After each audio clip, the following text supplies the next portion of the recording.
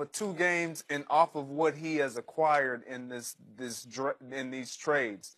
When you think about what he's playing with, the youth, the ability for these guys to create for themselves and make the game easier for LeBron, if he needed it to even be easier for him. Their ability to shoot, defend, all the things that he needs to make sure that he can sustain himself throughout the course of a regular season and then have a push in the playoffs. I think the number one thing that stands out to me is when you look at the teams that LeBron has been successful with in years past, he's needed himself. He's needed to be a volume scorer. Dwayne Wade has needed to be a volume scorer. Chris Bosh has potentially needed to be a volume scorer. Kyrie Irving has needed to be.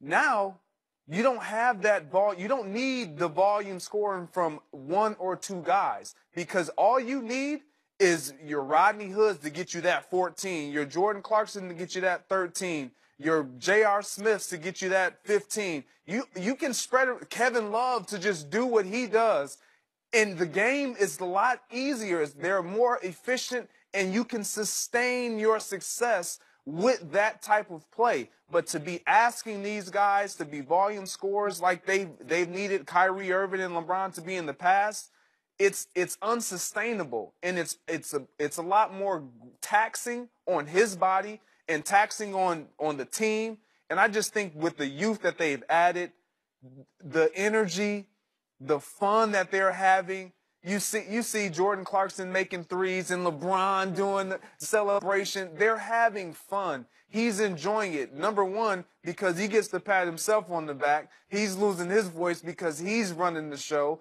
It's a LeBron show. It really is. And I just think that there's no other option that he can go to. We talk about the Lakers. He's not going to run the show in L.A. He's not going to run the show in L.A. There's no other team. Even if you mentioned the Sixers, he wouldn't run the show in Philadelphia. You have all access to everything right now in Cleveland from top to bottom to be able to decide who your head coach is, to be able to decide who comes in here and plays with you, who doesn't, who leaves. I don't think he has that ability and that leverage anywhere else other than Cleveland. And he has the youth with him now that he's happy with, guys that can shoot and play on both sides of the ball. He stays. But this is the problem. Your argument of 2 games against the skidding Celtics, who had lost, were 6 and 8 in their last 14, and then even the Thunder was a road game and all this, but Melo and Westbrook had missed the previous couple of games, so it was the first game back. So you're going to make this whole big LeBron's going to change his world because they beat up a skidding Celtics team and a roughly getting back together. Why are you even mentioning the Celtics team? Well, because you thought the Cavs were going to beat them anyway. Right, but I'm just saying. So but what are we even talking about? 2 wins over that. Now LeBron's going to sign on the dotted line. Where's the contract, Dan Gilbert? Where's the contract? Were they not too because they got wins? Jordan Clarkson now. Oh my God, I gotta stay here. I gotta sign up. Come on now. I just think it's premature. The reason that LeBron would stay has nothing to do with those 4 guys. Maybe those 4 guys in a top draft pick or somebody special that he thinks maybe might help his decision. But his decision is more going to be, Greg, that there isn't many places for him to go.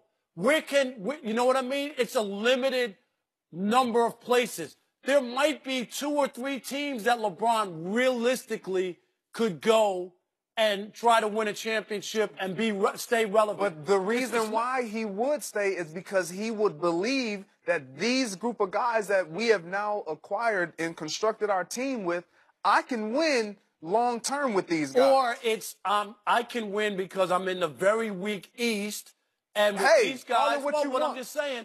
And when you look at the other places, what was the other one? Maybe Houston. He looks at the Lakers. The Lakers aren't ready to win. They don't have the formula that he's going to want to jump in here now, unless there's some other big star that's going with them, and there's some other trade. I don't think it would have to be something himself. like that. Look, I'm not convinced. I mean, there's a lot that has to happen before LeBron James makes his decision. I'm sure I think at this point, he doesn't know what he's going to do. What I would say is if they go to the finals and push Golden State, say they lose in a really tough, competitive 6 games, then I think he should lose? Well, no, I mean, if they win, then you would assume, yeah, he stays. But I'm saying if they go to the finals and get waxed again, like losing 4 or a 5-game sweep, Thank you. then I think there's a good chance he might leave.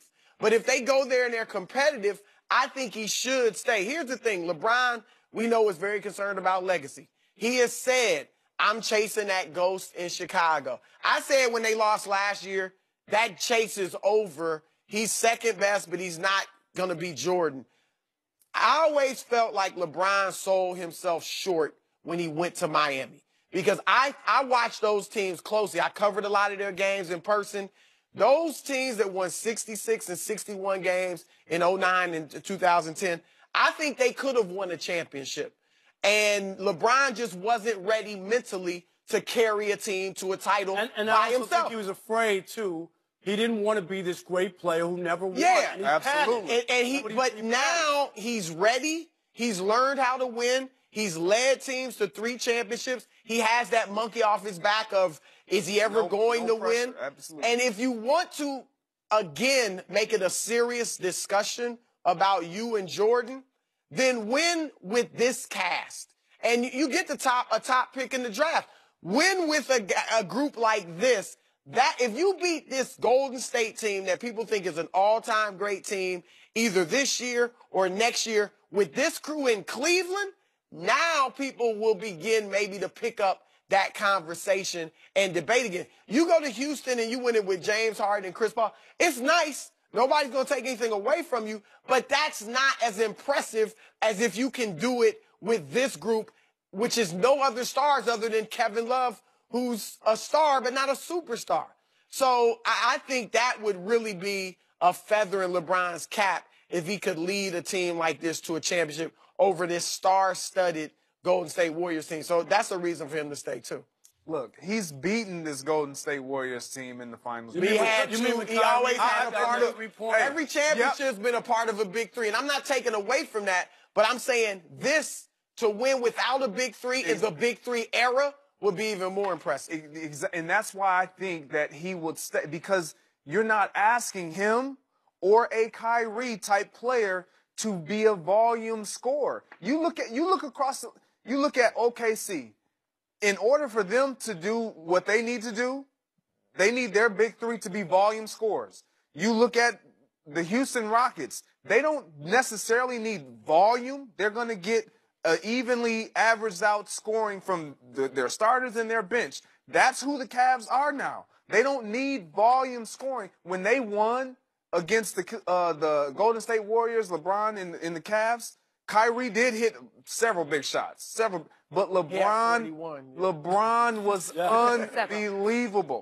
unbelievable in that entire series, and so was Kyrie. If they didn't play outside of their line, then I don't know if they even win. But right now, LeBron doesn't have to play. LeBron does. No. For them to beat Golden State, he does not have to play out of his mind. To beat Golden State. No. He has to just do what he has been doing. This is who he is. But he's going to need, you're right, he's going to give them 37. Yeah, that's what he's going to do. But there's going to be a night or two, if you're going to beat the Warriors, where he's going to have to be super special, 30-point triple-double, 40 points, something like that. Any player has had to do that. I mean, even Golden State. Kevin Durant has had to do it. Stephen Curry, he's had to do it. I mean, Jordan had to do it. But this is the issue with LeBron, and he faces a tough road, excuse me, as he looks at his legacy.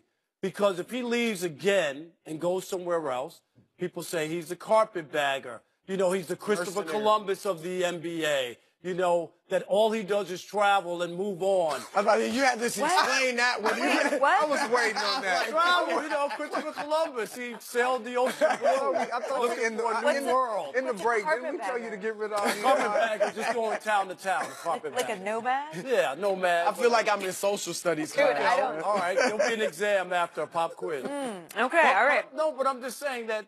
We have to wrap anyhow. Okay, so. if he goes somewhere and he doesn't win, it's going to look bad. Better to, if you're not going to win it again, better to stay in Stay in Cleveland. Cleveland where you I agree. want. That's all I'm Yeah. saying. You go somewhere else and you lose. It looks bad. You totally redeemed yourself with Thank that. you. All right. Should the Broncos do whatever it takes to sign Kirk Cousins? Von Miller is certainly doing his part. I like rainbows. You like rainbows? Remember hashtag rainbows. It's absolutely hysterical. Come back for some laughs. We're back after this.